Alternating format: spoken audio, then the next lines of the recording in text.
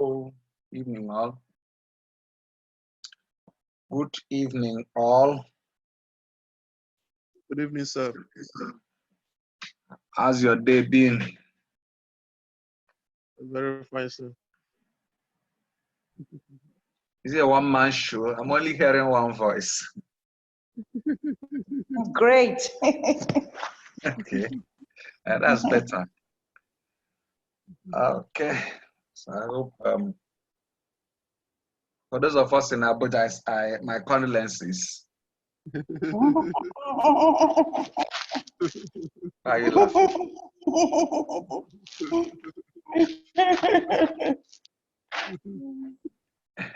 It's all right. I welcome you to tonight's class. We stopped somewhere, and I want us to pick it up from where we start. We are doing managerial economics. I hope you are aware. That's Yes, what was sir. announced. Okay. Yes. So we left off somewhere. I did tell you that there's a limitation in the discussion we had. We had a discussion on shift in demand and what? Movement along the bank curve. A movement along demand curve. Right. And then we did say that these two concepts have the capacity to tell you whether demand has increased as a result of change in price, has also increased as a result of factors other than the price of the commodity. It can only tell you about the change, but it is incapable of telling you about the magnitude of the change, if you would remember. Yes. It's incapable of telling you about the magnitude of the change, though it will tell you there's a change. And then that gave me a clue to introducing another concept that has the capacity to tell us about the change in demand and also tell us about the magnitude of the change in what demand. So in the light of that, I said that we'll be looking at elasticity of demand, right? Yes. I said we'll be discussing elasticity of demand. Obviously, we find out that the most predominant influencing factor to demand is what? Price. Price. Is that correct? Yes, it is. That's the commonest influencer of demand. The commonest influencer of demand is price. But also, price is not only the influencer of demand. I hope you are aware. Yes, sir. So what are the other influencers? Have the income of the consumer. Income. Everybody in this class, you give me one at least. Let me get your names. Who spoke last? Who gave me the first one? It's Vincent. Okay, Vincent. Yes, sir. All right. Galaxy A2. Please, I've asked you as much as you can. Let's know your real name. You can rename yourself so that we can get to know who you are. Okay. My name is Kenny, Galaxy A2. Price of other goods. Please, can you right click your name and then you rename so I can see your name. Okay, so you said prices of related goods. Other goods. Okay, let's use related goods, right? You know, there are two possible relationships. There are, when you talk of product relationship, there are three likely relationships that products can share, right? One, yes, sir. There may be there may be substitute, and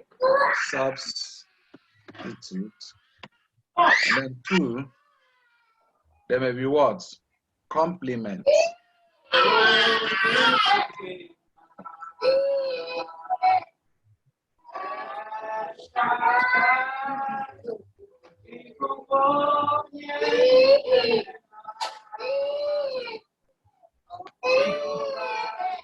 Please, who is in the BC? You can't be doing that now. It's not acceptable.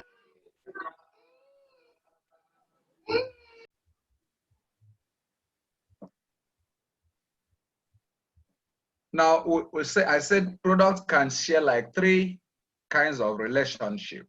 One, they may be what? They may be what? Substitute. Substitutes. Two, they may be Substitutes or what? complements. Complements. And then three, they may be what? Unrelated.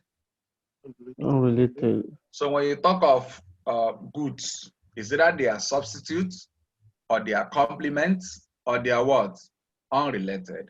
Now, you have substitutes share competitive demand, right? Yes. Then Yes, complements share complementary or joint what demand. And then some products are, when products are neither substitutes nor complement, they are considered what? Unrelated. Are we together? So whichever way, basically number one and number two, the price of one, the price of a substitute, that's the price of a commodity, can always affect the price of its substitute. The price of a complement can always affect the demand for its, the complementary product. Then the price of a substitute can always affect the demand for another substitute. Let's say substitute Coke and Pepsi. Obviously, the price of Pepsi can affect the demand for Coke, right? Yes. Now, in a very simple example, if the QD of commodity A falls as a result, if the QD of commodity A falls as a result of increase in, as a result of a decrease, let me use decrease, as a result of decrease in price of B. There are two commodities here, commodity A, right? And then commodity what? B. Are you following me? Yes. Now, if the quantity demanded of A falls as a result, somehow. Okay, if price of, if the QD of A falls as a result of decrease in price of what? B. What kind of commodities would you say A and B are? They are substitutes. They will likely be substitutes, right? Because Because we have a what it means positive is that relationship. the decrease in price of B made all the people previously consuming A to abandon A and go to where? B, causing the demand for A to what? To fall. Bro. I don't know whether you're following me. Yes, sir. Yes, sir. That's a likely explanation. Let's say we're looking at local rice and foreign rice. If it's cheaper to buy local rice, the natural economic thing that will happen is people that used to consume foreign rice will abandon foreign rice and switch over to what? Local rice. Because foreign rice and local rice can be considered what? Substitutes. Because you cannot have foreign rice and local rice in the same pot. And maybe you have, I want to buy 1 cup of foreign rice and 1 cup of local rice and mix them. I have both the foreign and local effects. That won't work that way. So it's either you're going for one or you're going for the what? Other. So they are like what? Substitutes. Then when you talk of complements, the simple analysis here is that, what I'm telling you is important because we'll be looking at cross elasticity of demand. This will come into play again. When you're looking at complements, if goods A rises in demand, a fall in price of goods B, what would you likely say the relationship between these two products are? Negative. They are likely, no, look at it very well. The price of goods, Yeah, the complements. the good A rises in demand as a result of a fall in price of good B. Now let's look at it very clearly. When the price of good B falls, what will happen to the demand of goods B? It will increase. It rises. The demand will increase, right? Yes. Now, Yes. if the increase in demand for goods B attracts also an increase in demand for good A, what is the likely relationship? Yeah, the complements. That means the two of them are used together. Meaning, if you buy more of B, you will buy more of what? A. I don't know whether I understand that. Are we together? Yes, sir, we are together. Okay, that means, okay, if we can call goods B, let's call goods B sugar. And then call good A tea.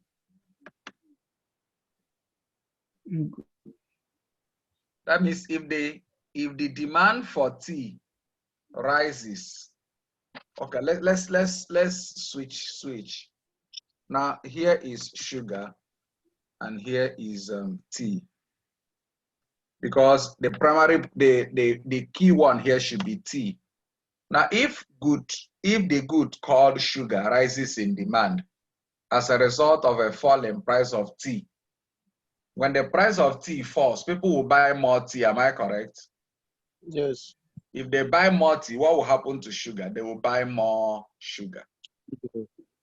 Are we together? So tea and sugar can be considered what? Complements. But when two products are neither complements nor substitutes, they are considered what? Unrelated. Okay, so that's that. And I want more inputs. We're still running through other factors that can cause demand to change. We've seen one, income or prices of related goods. Tell me more. So who's the next person on the line? Who spoke last? Vincent spoke. Who spoke again? Galaxy A2. Has the name been changed? Kenny. Okay, Kenny. Okay. All right. All right. So Kenny has spoken. So who's up next? Chigozie Martins. Who spoke? That voice sounded feminine. Is it Laura? Yes, sir. Okay. Weather.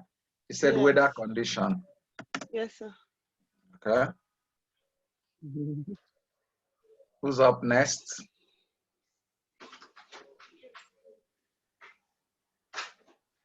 Rafikat.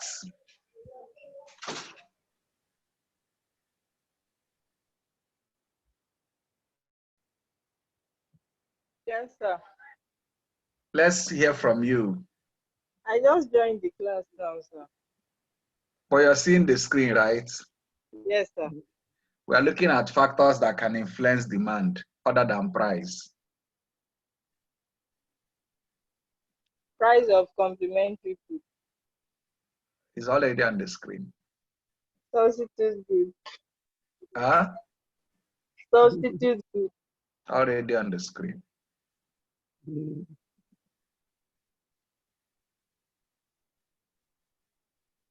Government policy.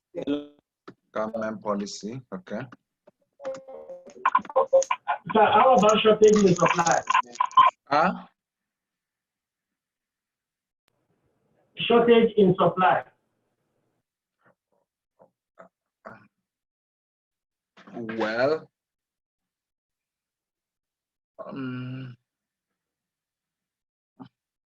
give us something better.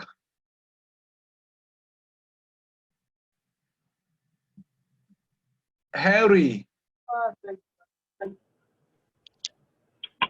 Henry.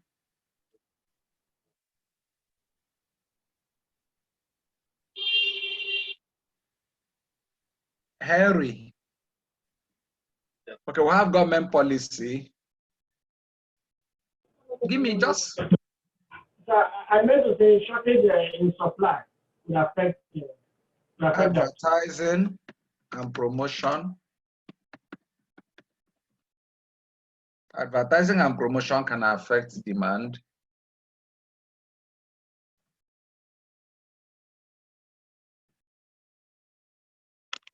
We've seen income.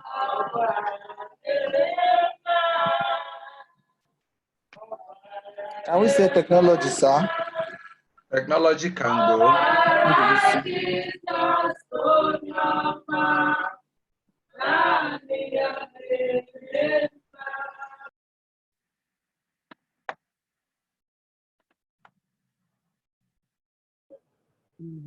Hello, sir. Can we say short? Hello, sir.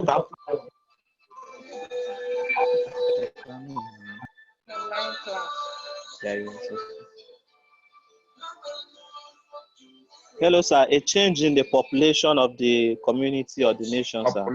Population, yes. When you talk of consumption, you're talking of people. Of course, the demand for commodity, demand for coke in China will be higher than demand for coke in Nigeria. Okay. You Yes, see, sir. and many more. We've seen a number. Now, like we said in our last meeting, when this happens, the first one leads to what? Change in quantity demanded.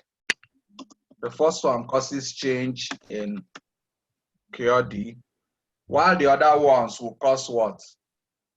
All these other ones will cause what? Changes in the Will cause change in demand.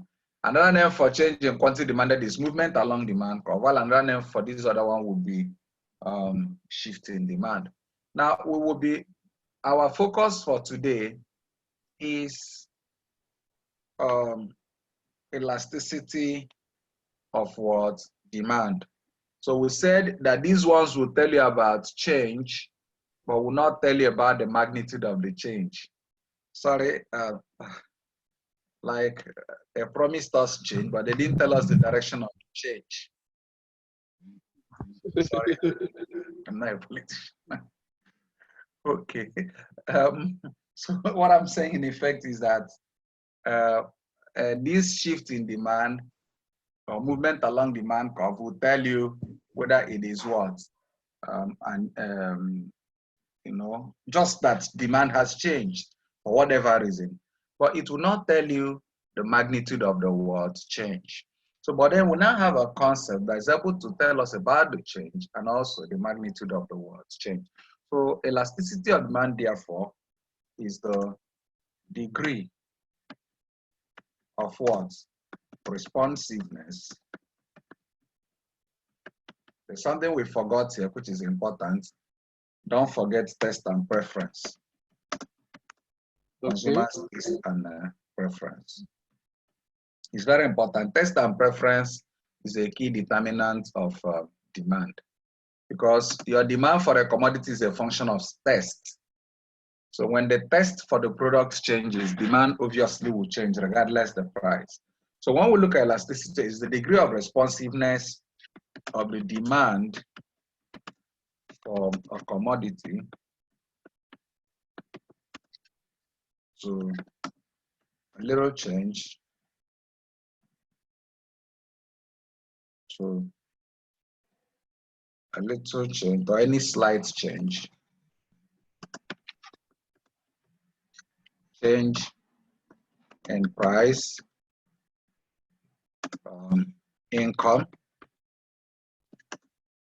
best. I'm giving you an all-encompassing definition. Best, prices of related goods,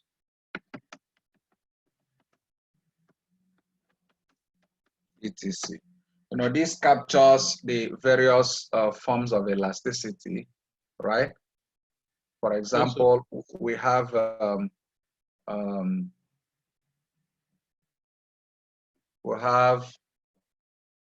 price of related goods. We'll talk about cross elasticity. There's test elasticity, and there is income elasticity. There's price elasticity. These are all different forms of what? Elasticity. So, but put together, elasticity of demand is the what? The responsiveness, not just the responsiveness, but what? This is important, the degree, which is why how is different from the first one. The first one will tell you about the what?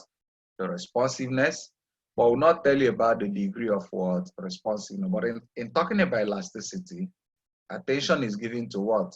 The degree of responsiveness of the demand for a commodity to any slight change in what. Now, obviously, we need to look at elastic versus inelastic demand, right? Elastic versus what? Inelastic demand. When is demand said to be elastic? Demand is elastic when it responds to what? To changes in price. The demand that responds to changes in what? Price is considered elastic.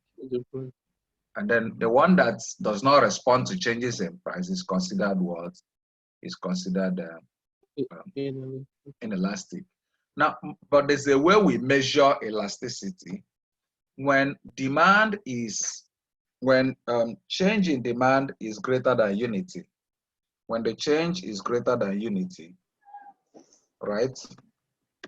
When change is greater than what? Unity. Are we still together? Demand is considered elastic when change is what? Greater than unity.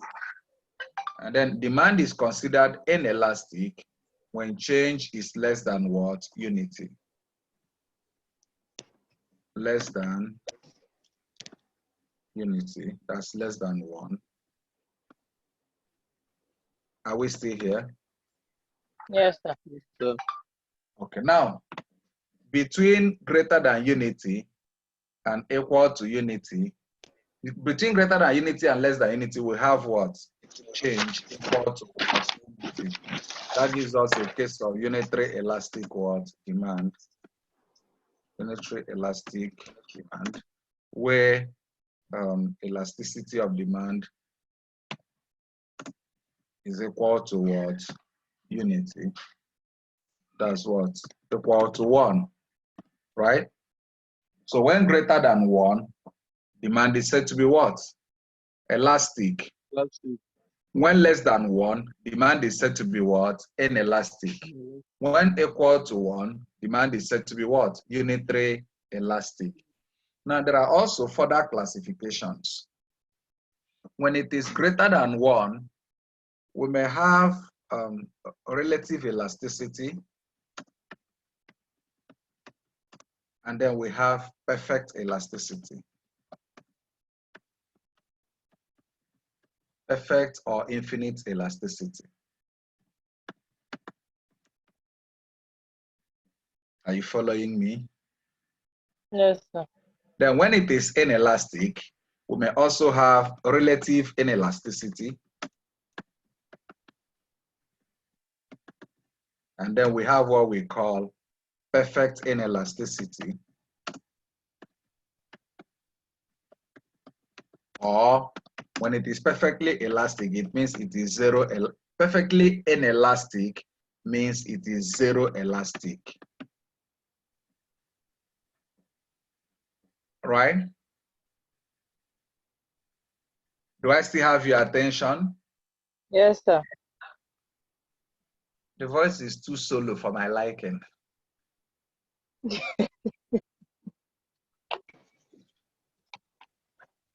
Are you still all in this class?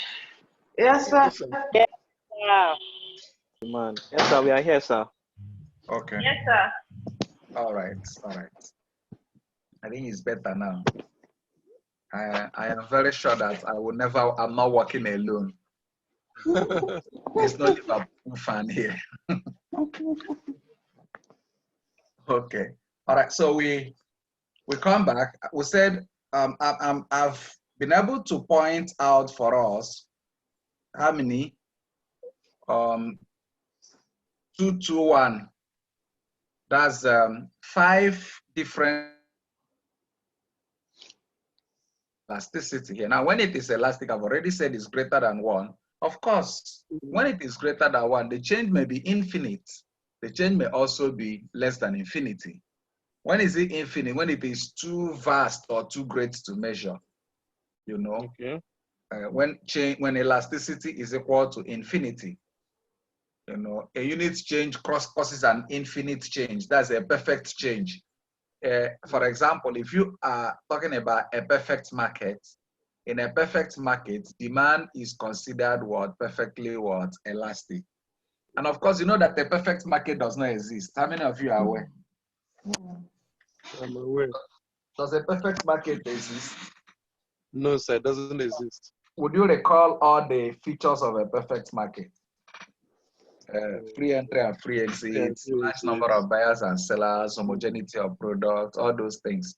I know it only exists in one place. It only exists on the pages of Economist textbook.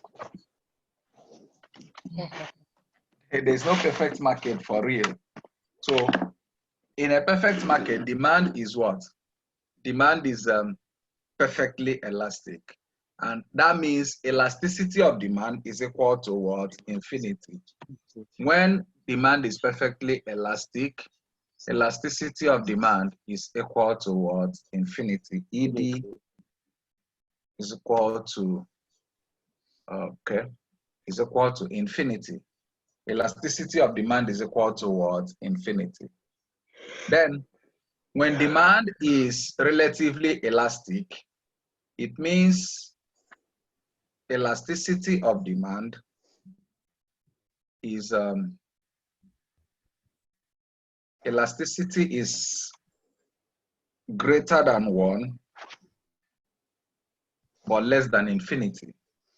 In relative elasticity, the elasticity is greater than what? 1 or less than what? Infinity. Are we together? Greater than 1, less than what? Infinity. That's relative elasticity. Now the midpoint here is we have a case where demand is elasticity is equal to unity. So if it is not greater than 1, it should be equal to 1. That's a case of unitary elastic demand. Then when we come down on the other side, when we look at inelastic demand, firstly, there could be relative inelasticity. Two scenarios here. When demand is less than 1, is considered inelastic. Am I correct? When elasticity is less than 1, that's when the coefficient of elasticity is less than 1. Demand is considered what? Inelastic. Inelastic. But there are two cases of inelasticity here. You know, 0 is less than 1, right? Yes. 0 is less than 1. Then 0.5 is also less than 1. So in relative inelasticity,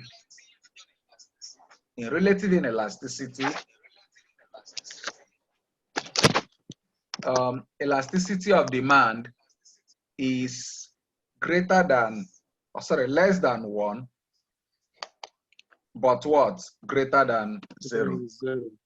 Less than 1, greater than what? 0. So when elasticity of demand is less than 1, but what? Greater than what? 0. Demand is said to be what? Relatively inelastic. Inelastic. Then, but when elasticity is equal to 0, in this case now, this is the second case where elasticity of demand is equal to what? 0.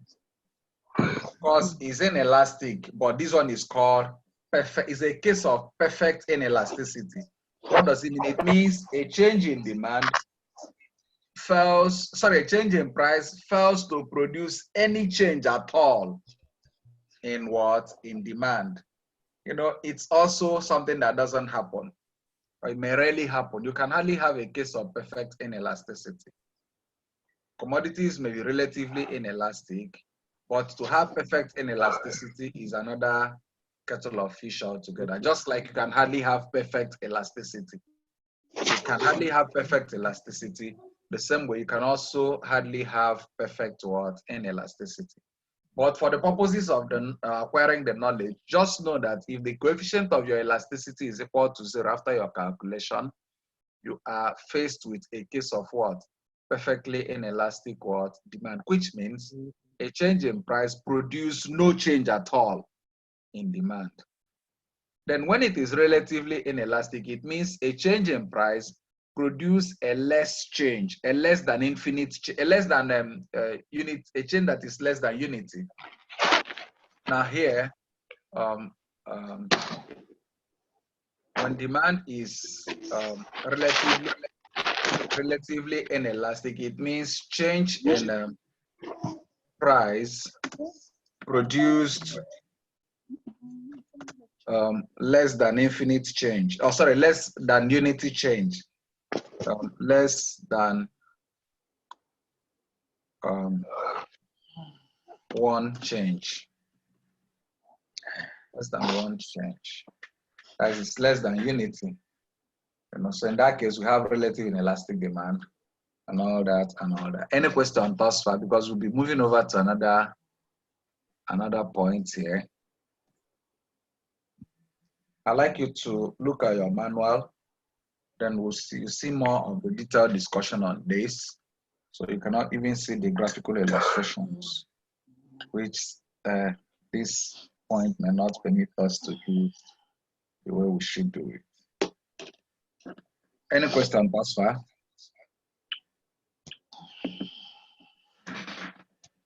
Question? Do you have a question?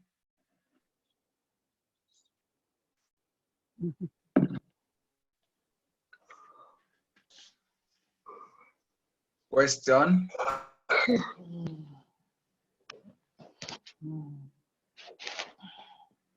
Do I still have your attention? Do I still have your attention? Yes, Yes, sir. sir. Yes, sir. Yes, sir. Yes, sir. Yes, sir. Yes, sir. Please, do I have any question to address? Or are you okay with me thus far? Should I go on? Sir, please go on. Yes. Is that a consensus opinion? Okay, let's look at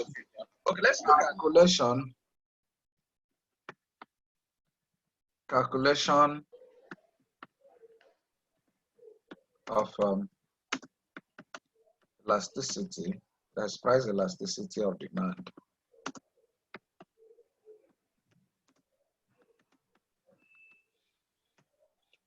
Okay. Calculation of price elasticity of demand. Now, price elasticity of demand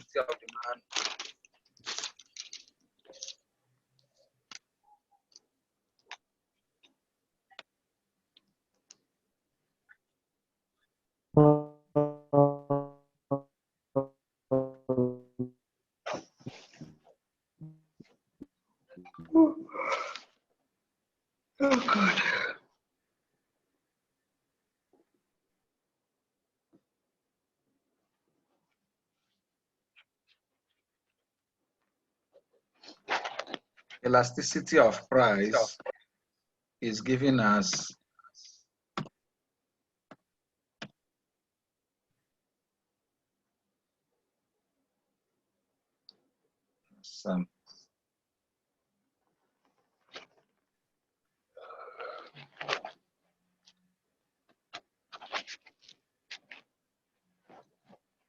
some change in quantity over change in price multiplied by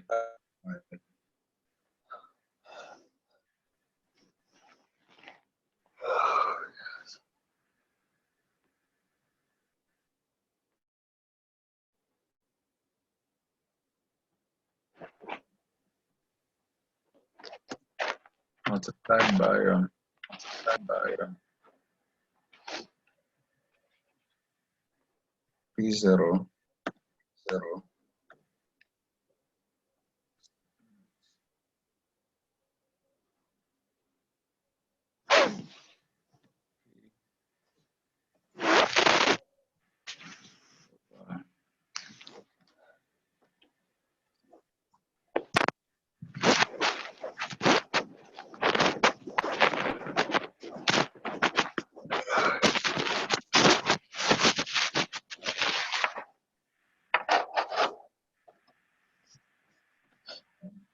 Okay.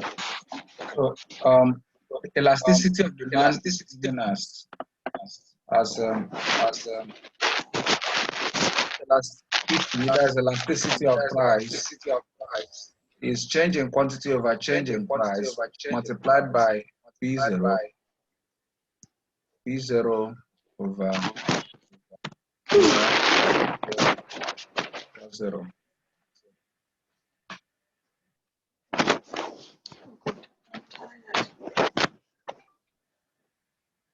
Can you see the formula we have on the screen? Yes, sir. Okay, what's change in quantity? Change in quantity is Q1 minus okay, let me say Qn minus Q0. Then change in price is En minus P0. Then P0 is equal to original price. Then Q0 is given as original quantity.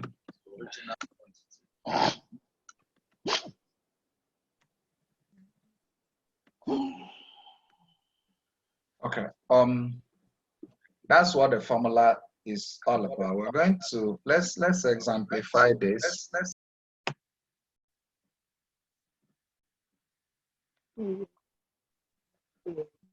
I create a table. Let's make a table.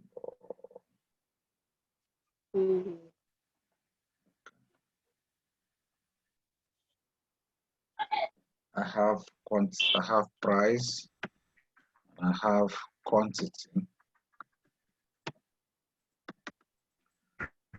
Let's take price to be 120, then price to be 80 here. So 200. Then quantity is say 1,000. And here is, let's say, 1,200.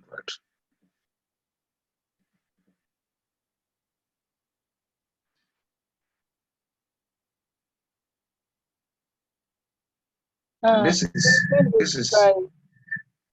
is a demand schedule. Then calculate and interpret elasticity of demand. Let's begin with this simple example. A very simple example, because we can't play around here. This is just like take off point. So we have this, and then we are asked to determine the elasticity of what? Demand. Remember, we are falling back to the formula we have here, that elasticity is change in quantity over change in price multiplied by P0 over what? Over Q0. So what is our change in quantity? Let's get change in quantity. Change in quantity is 200. Change in quantity will be equal to 1,200 200 minus 1,000, 1,000. which is 200. Then we'll look for a change in price.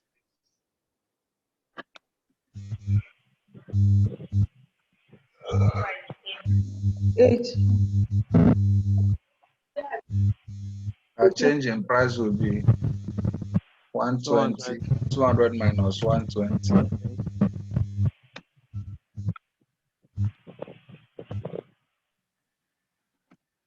And that will be what?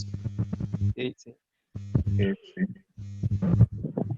So what will be our Q0? Q0 is 1,000. Damn nice.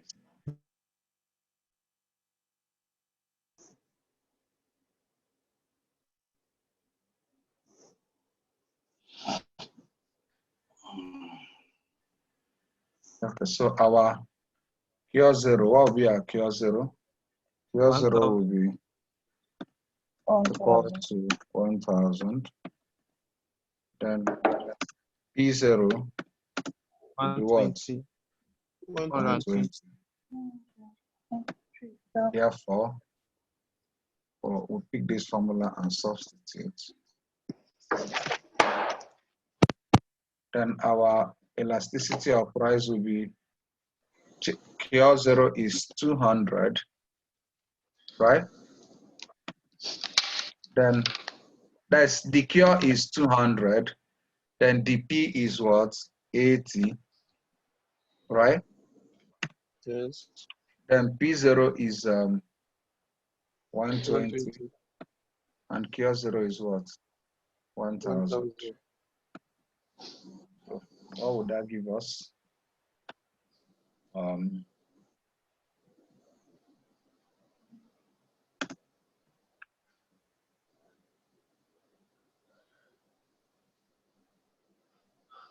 What would that give us? 24,000 over 8,000 over what? This is 2,000 by 12. Is that 120? No. 24,000. What would that give us now? Talk. I can listen. 0.3. Here we have what? 0.3. This is 1,000. That's 12,000 times 2 give us 24,000. 24,000. And then this will be 80,000, right? Yes. 0.3. So that leaves us with what? Elasticity of demand is 0.3. Okay. Now we've done the first bit. The first bit is to what? To calculate elasticity of what? Demand, which we have done. And then the second bit is to what? To interpret the elasticity of what? Demand. So the coefficient of elasticity is 0.3. 0.3. Now 0.3, which is, let me pull you up a little. Down here. Look, standing before us is a case of what? Relative inelastic what? Inelastic demand. Why? Because elasticity of demand is less than what? 1.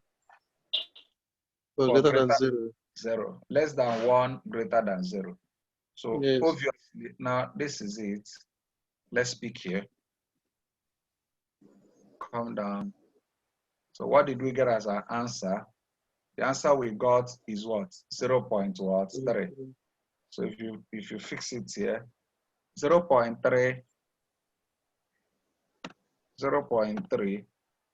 is greater than what? 1. Or what? Less than 0, which makes it a case of what? Relatively inelastic. A case of relative inelastic demand. Relative inelastic demand. Question here? Any question?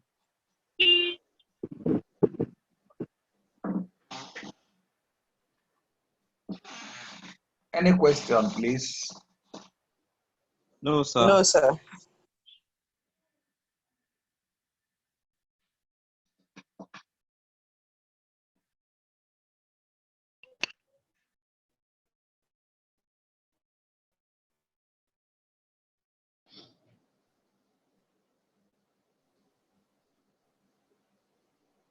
Okay.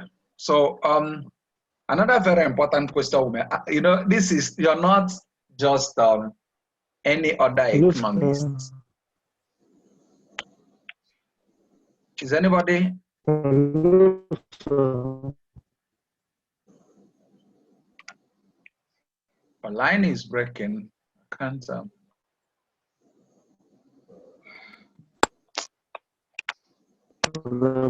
What is the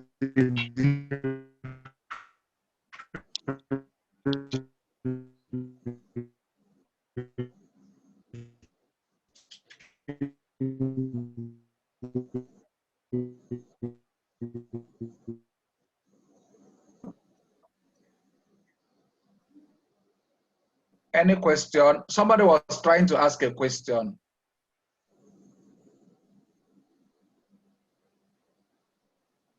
All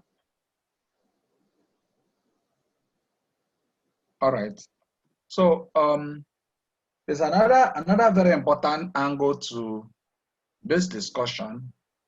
Assuming I am a producer or someone that sells a commodity that has relatively inelastic demand, what is the implication to pricing?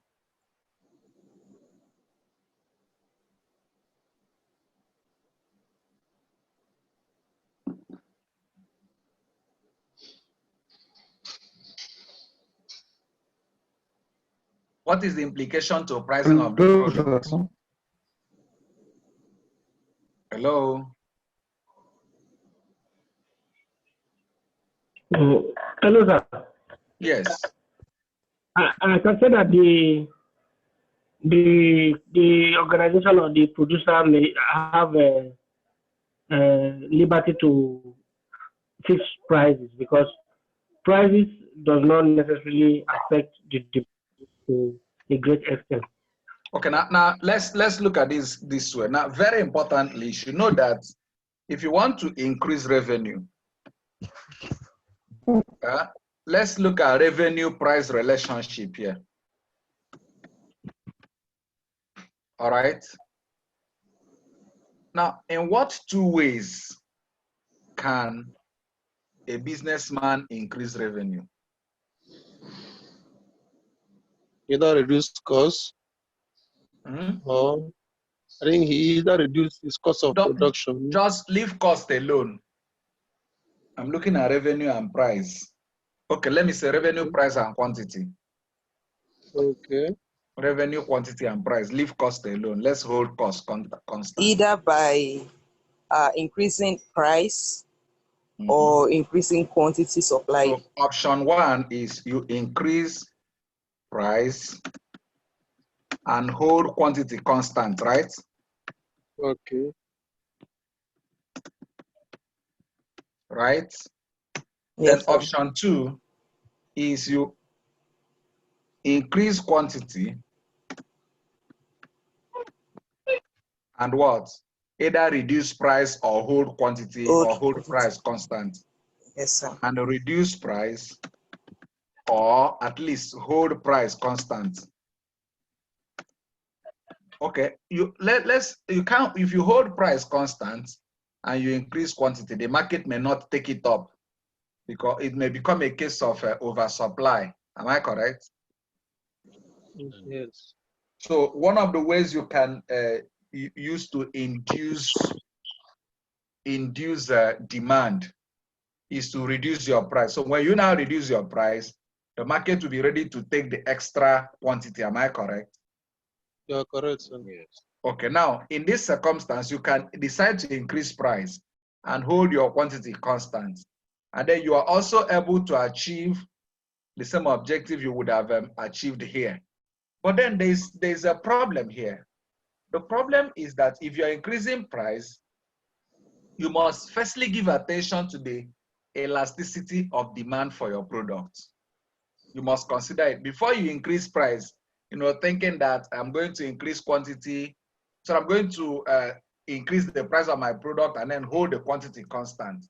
Attention must be given to what? To the elasticity of demand for your what? Product. Now, two things here. How will the buyers, how would the consumers react to the what? Increase in what? Price. That is what elasticity is actually talking about. How would the consumers react to the increase in price? Let's assume you are looking at petroleum products, let's say fuel. Now, government wants to make certain amount of money from fuel, sale of PMS.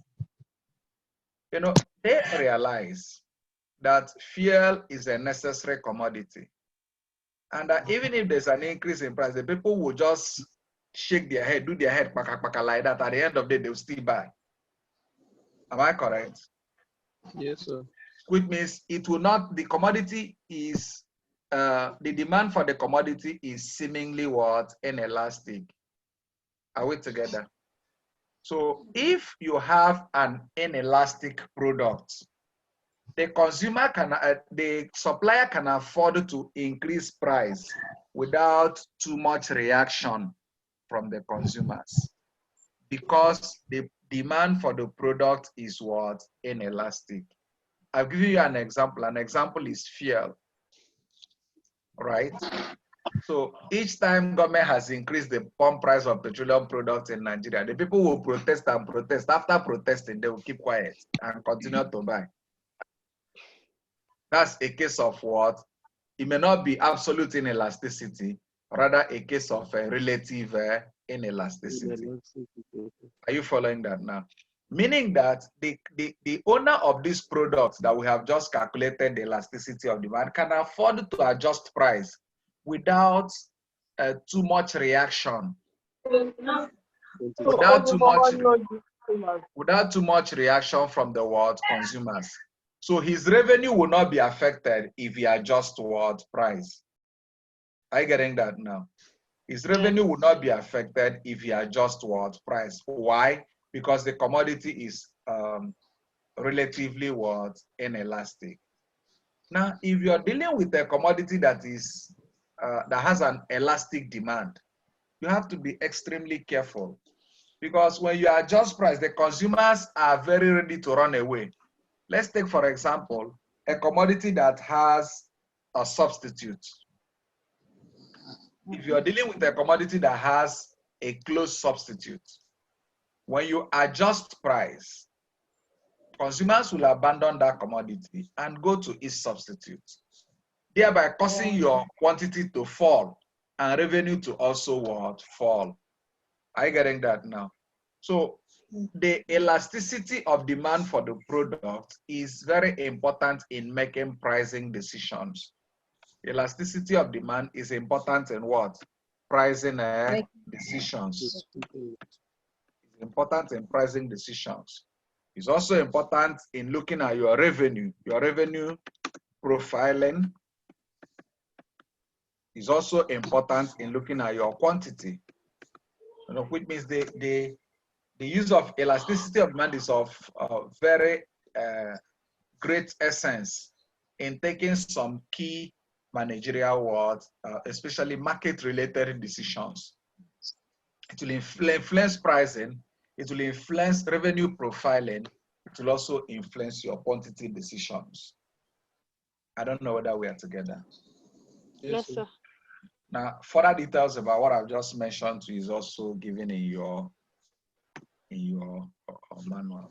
But then let me very quickly look at factors that determine elasticity of demand.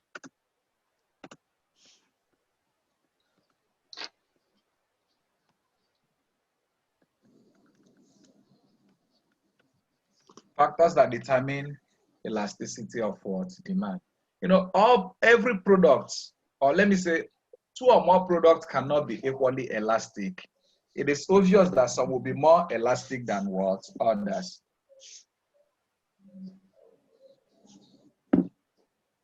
Do you agree with me? Yes, sir. Yes. So what are the factors that can make one product more elastic than other what? Product? Number one could be the degree of necessity.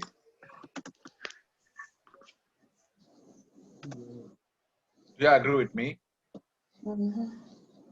Number one factor here could be what? The degree of what? Necessity. Necessary goods are usually less elastic. They are usually inelastic. The demand for salt, the demand for drug, the demand for fuel, the demand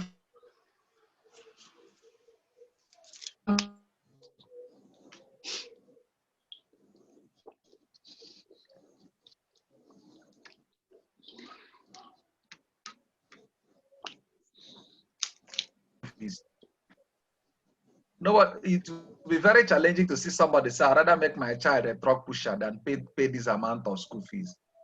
I've seen cases where people suspend other things. People suspend other things to make sure that they meet the demand for education, because education has come to become what? A necessity. You know, a dying man can sell a piece of land to treat himself, regardless the cost of health services. Yes.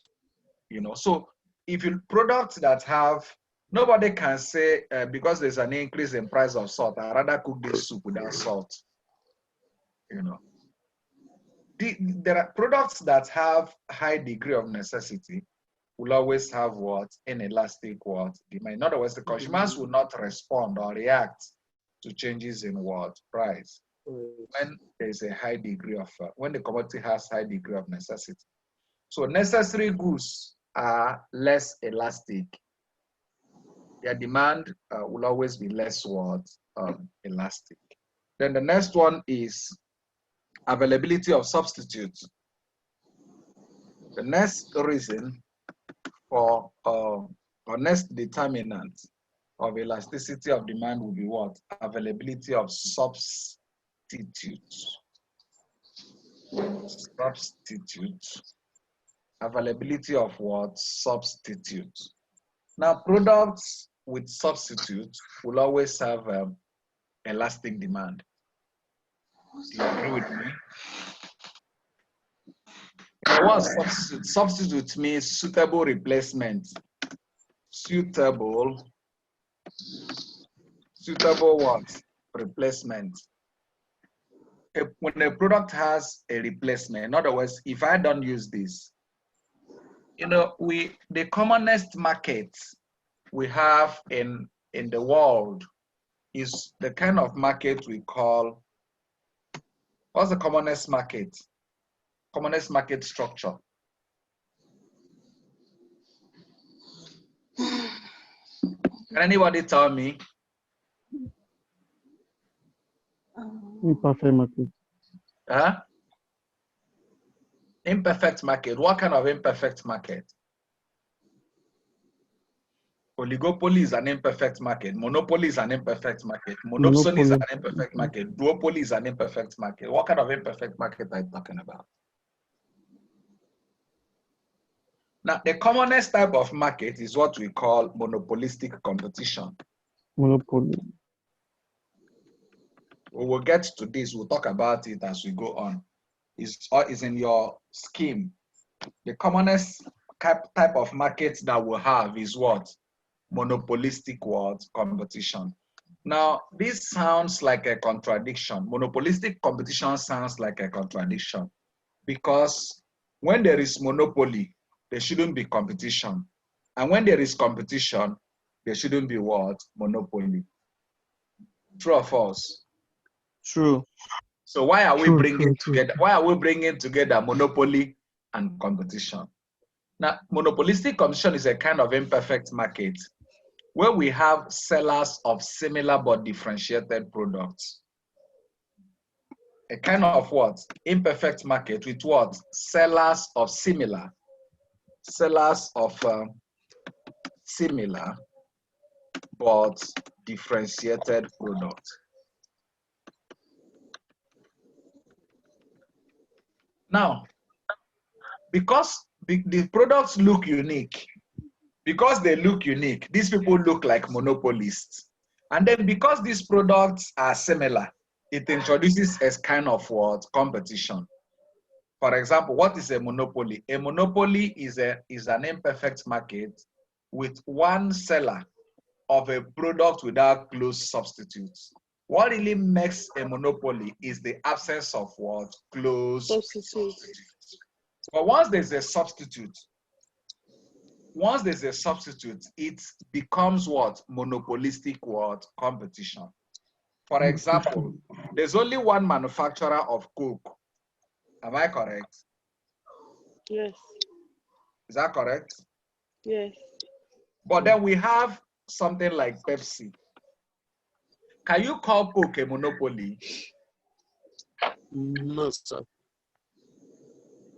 if you look at the fact that there's only one producer of Coke, you can be tempted to call Coke a monopoly.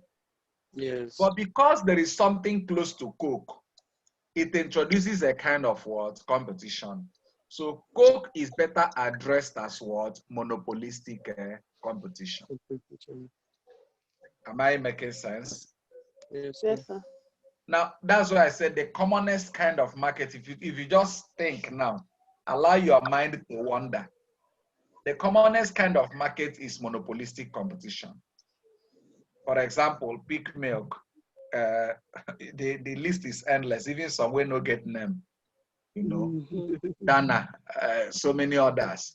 That means the difference is brand. The difference is just the branding. Are you understanding me? The products as, in fact, if you get 2 glass cups, empty a bottle of Coke inside the glass cup, and then empty a bottle of Pepsi inside another glass cup. Then take the bottles very far away. Then ask people to come and test the two. It may be challenging to say this is Coke and this is Pepsi. Except you are an addict, a very well-known Coke consumer. It might be very challenging to spot the difference. I don't know whether I'm making sense. Yes, sir. Yes, sir. So, which means we have more of, even in exercise book, if you pick exercise book, the difference between one brand and another brand is just the name. Remove the back cover, you will not be able to say this is this or this is this.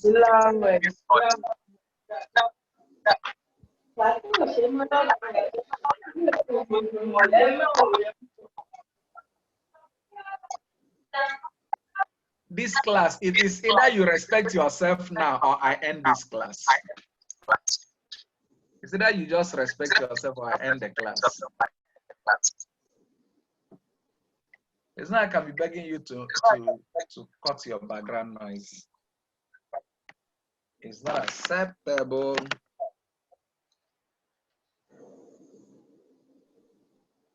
All right, so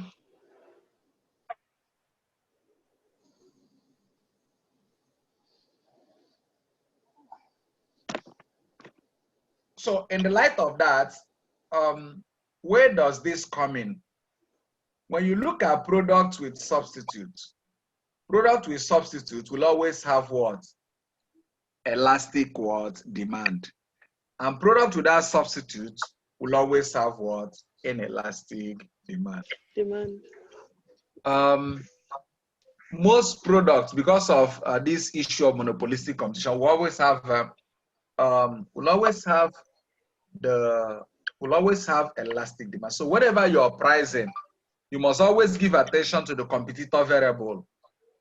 If Martina will say, I am going to fix the price of Martina without recourse to what Malta Guinness is doing, you're your own, because you may just price yourself out of the market. You know, if Better Malt is saying, I don't care what Dubik is doing, I'm going to fix my product nonetheless, and that's the price of my product without minding, you may price yourself out of the market.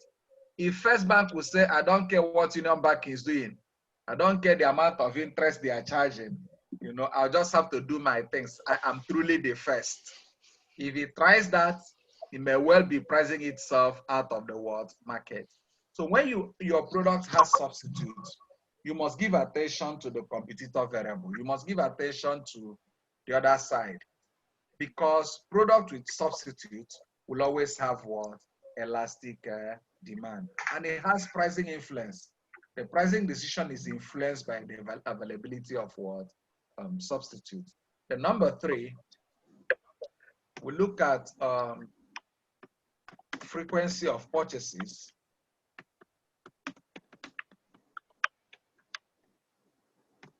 There are goods that are not frequently purchased, and there are also goods that are frequently what? Purchased.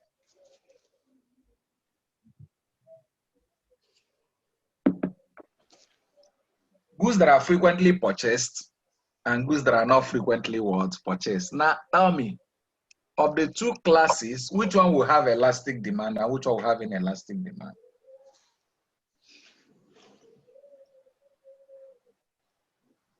The one that not frequently purchased. Yeah. We have Yes, what? An we elastic have demand. inelastic demand. The one that is not frequently purchased will have what? Inelastic demand. Inelastic demand. Let me give you a very simple example. You want to buy a car. Okay, you got to the car stand, and then there's a slight increase in the price of car. It used to be a 5,000 naira addition. You know, how many of you will come back with the money? So I'm not going to buy again because there's a 5,000 naira increase.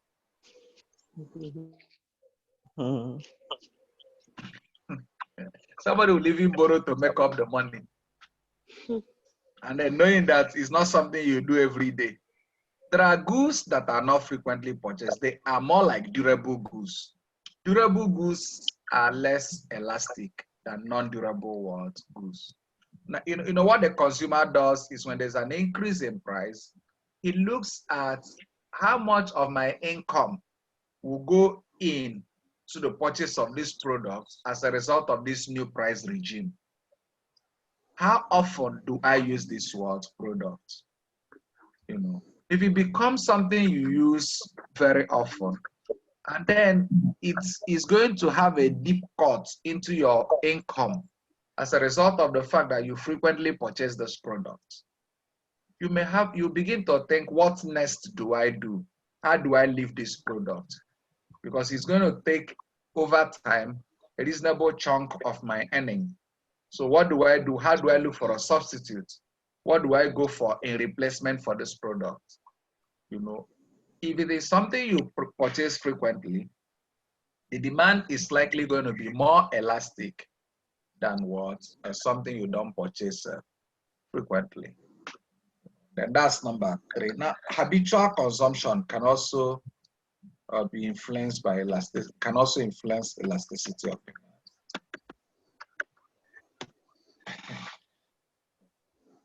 I want to ask a simple question. Is there any amount of increase in price that can stop an addicted smoker from smoking? No, sir. No. You know, when a product is habitually consumed, what determines consumption is not price, but the strength of the habit. The degree of the addiction. The degree of the addiction. I don't know whether I understand what I'm saying. So if the addiction is strong,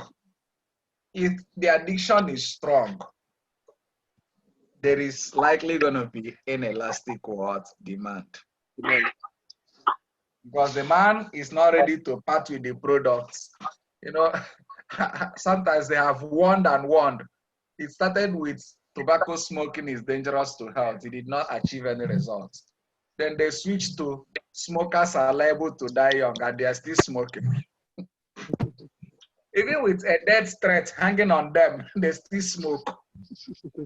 So if death threat will not stop them, is it just changing price that will stop them? You know, so that is habitual consumption. So commodities that are habitually consumed stand the chance of having inelastic demand. You know, even luxurious consumption too, ostentatious goods. Ostentatious.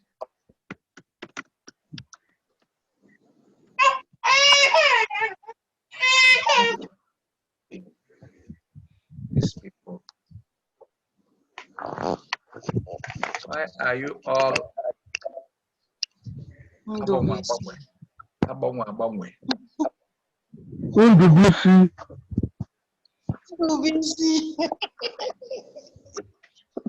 can never change. You are the same when we started, and you are still the same even now. You want to remain the same till the end of the class.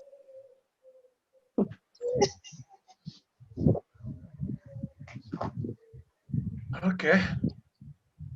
Since he doesn't want to stop, we'll soon stop for him. We are rounding off in the next 8 minutes. What did I say last? I said something about what? Ostentatious goods. Good. You know, when there are two reasons for consumption.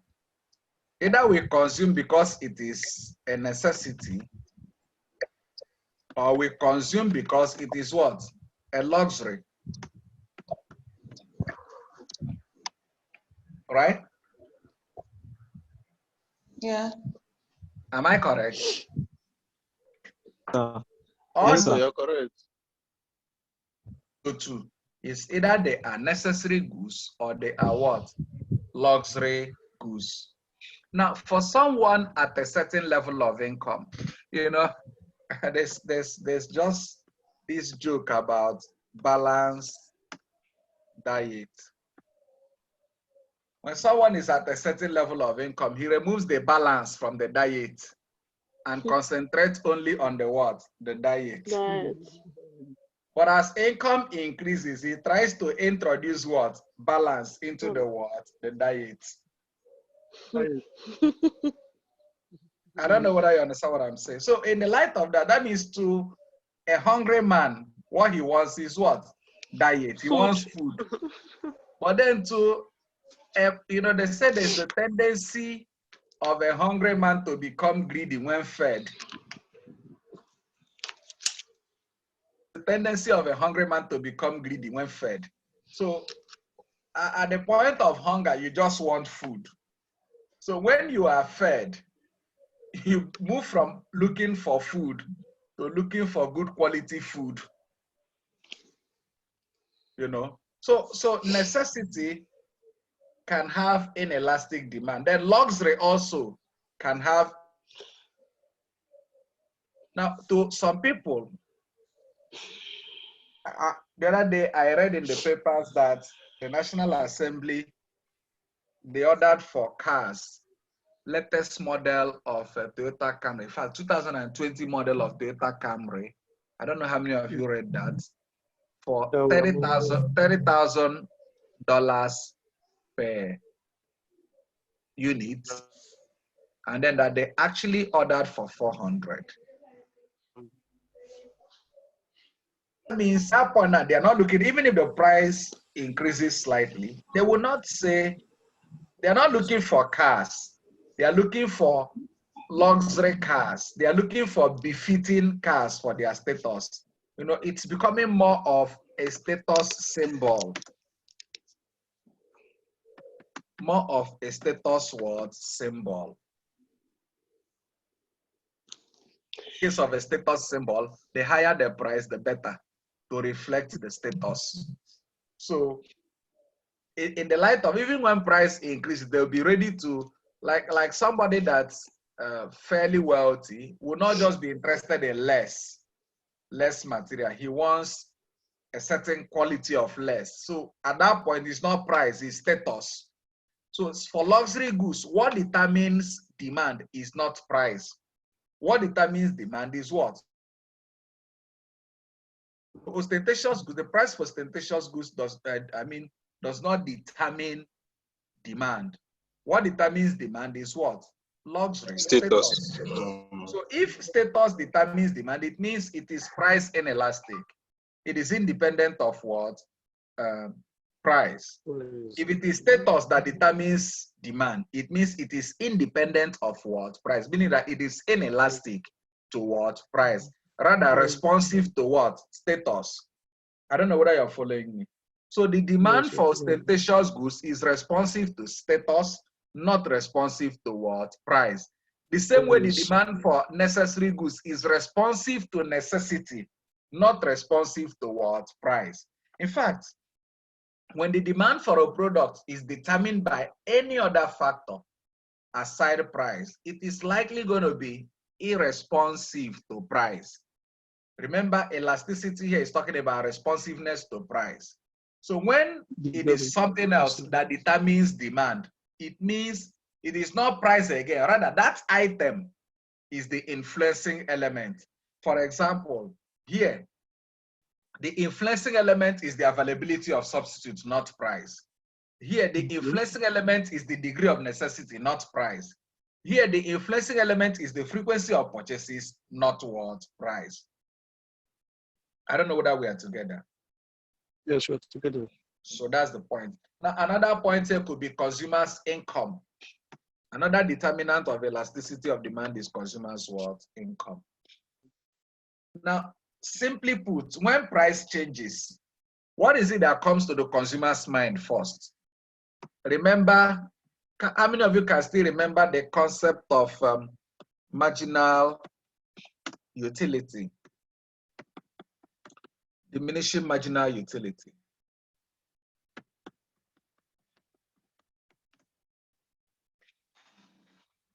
Now, I remember it, sir. Fine. When a consumer will begin to give up on a product when he feels that the price he pays does not give him corresponding degree of utility relative to his income. For example, if there's a change in price of a commodity, what comes to my mind first is, this price I'm going to pay, is it going to give me commensurate utility? Is my MU, marginal utility, equal to my price relative to my what? Income? Are there other things I can use my income to achieve which will be higher in terms of utility than putting it in this product? So which means in certain instances, there is the income effect on the consumer's demand. You know, if price changes and it is something my income can stomach, I may decide to hang on.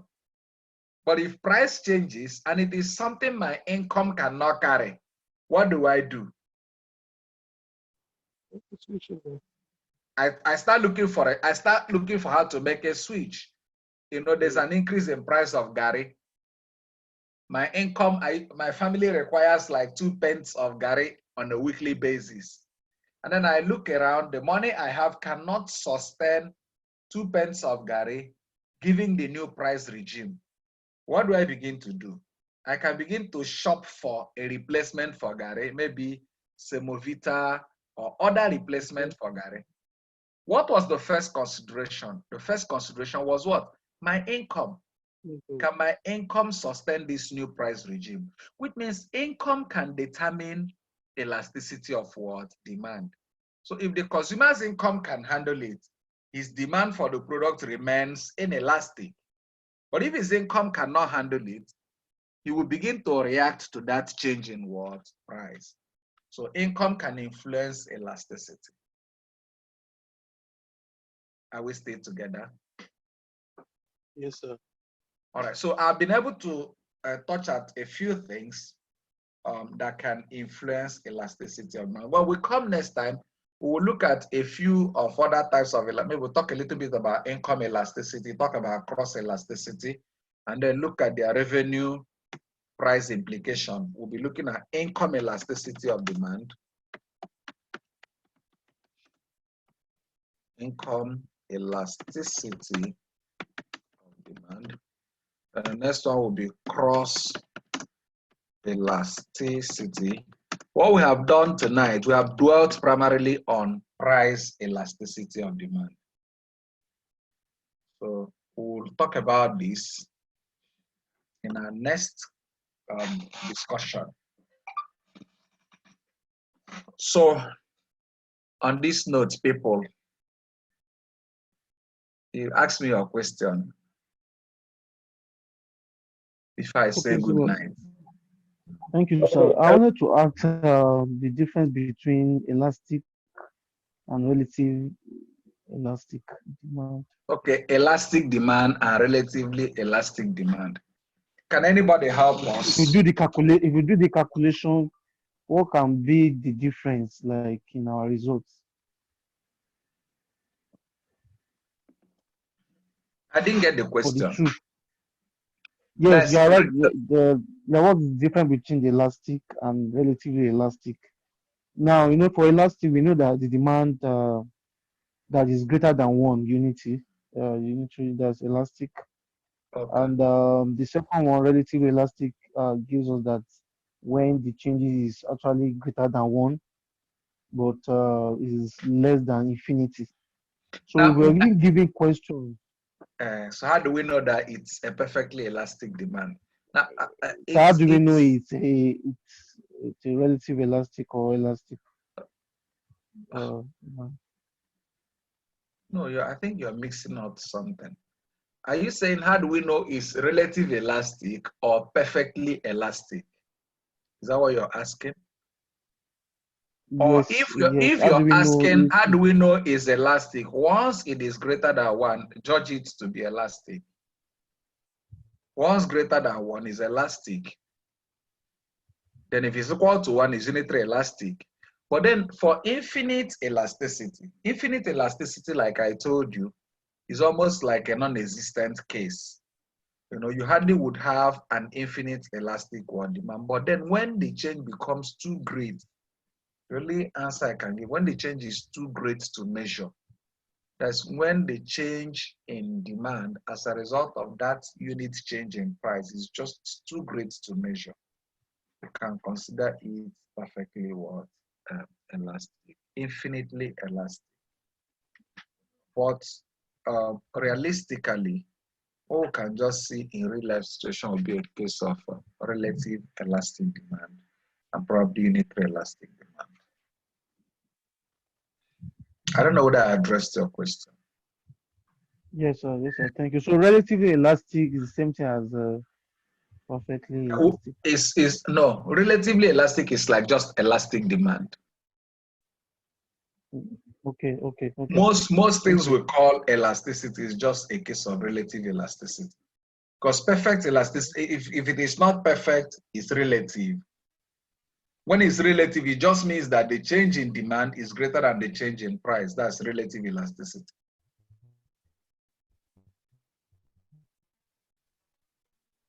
Hello? Okay, sir. Hello, sir. Did you get what I said? Hello? Hello? Yes, sir. I would like to ask my own question here. Okay, go ahead. First of all, I'd like to thank you for the time you had with us. It's a very an eye-opening one, and I've been able to consolidate on what I've read so far. Some doubts have been cleared, and I just want to appreciate you for that. And secondly, I want to make an appeal. If this is your note, I don't know if you share. This is my first time of attending the class. I don't know if it is being shared, but if not, I will beg to have it. It's shared now. When they upload the video, the screen I share is in the video. You will see all these the write-ups, they'll appear in the video. I appreciate. I appreciate. All right, thank you. Hello, sir. Good evening, sir. Good evening. Sir, this is Indubisi. Begin by apologizing to us. That is why I'm calling, because it wasn't from my own mic that is coming from. I only answered your first question when you were asking when I answered technology, and my mic has been mute. But I'm surprised when people that have children are in the background where their children are making noise. I was caught when I don't have anybody on my table here. So I think it's other people. The thing is that your mic was capturing noise from your neighbors. No, I'm using my phone. My mic was not on. I muted my mic. I only put it on now. So it wasn't coming from my own end, please. I want to correct that impression, sir. Then, sir, okay. I want to know where can we get the first your first record upload? Because I've checked. I don't know where they uploaded it to, sir. Please ask. Is learner support should be in this? Support should be in this meeting. Madam, can you help us? Are you still here? Sister Buku, are you still here?